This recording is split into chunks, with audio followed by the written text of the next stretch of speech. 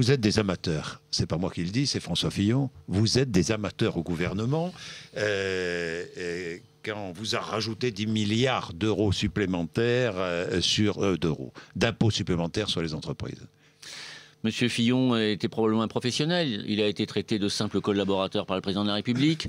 On sait l'affection vigilante qu'avait Monsieur Copé ou Monsieur Bertrand à son égard. Souvenez-vous, le surnom de Monsieur Fillon, c'était Courage Fillon, pour montrer à quel point le Premier ministre de l'époque avait bien peu d'ardeur à affronter les vrais problèmes. Souvenez-vous, non mais souvenez-vous, oui. En 2007, Monsieur Fillon dit « Je suis à la tête d'un État en faillite ». Et qu'est-ce qu'il a fait, lui?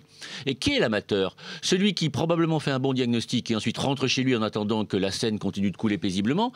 Ou bien est-ce que celui qui, selon moi, fait bien les choses, et celui qui dit ce qui est. François Hollande, pendant la campagne, a dit que l'objectif numéro 1 serait le redressement du pays. Eh bien, nous redressons ce pays que M. Fillon a laissé décliner. Quand vous annoncez le dimanche que vous êtes favorable à l'extension de la redevance télé aux résidences secondaires et que 2 jours plus tard, le Premier ministre dit le contraire, n'est-ce pas de l'amateurisme? C'est pas de l'amateurisme. D'abord, c'est pas 2 jours, c'est 24 heures plus tard. Oui, 24 heures plus tard, oui. Et ensuite, tant qu'un arbitrage n'est pas définitivement rendu, dans son domaine de compétence, il n'est quand même pas choquant qu'un ministre donne son point de vue. Oui, non, mais bien, donc j'avais donné mon point de vue. Mais est-il choquant que le Premier ministre dise le contraire 24 heures après?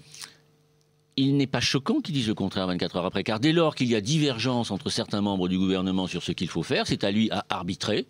Et avoir un arbitrage qui n'est pas favorable à la solution que l'on aurait pu préconiser, je sais aussi que Mme Filippetti souhaitait cette mesure-là, ça n'est pas de l'amateurisme, c'est simplement le jeu normal du gouvernement où les ministres font leur travail, font des propositions. Quand ces propositions ne sont pas compatibles ou cohérentes entre elles, c'est à lui d'arbitrer.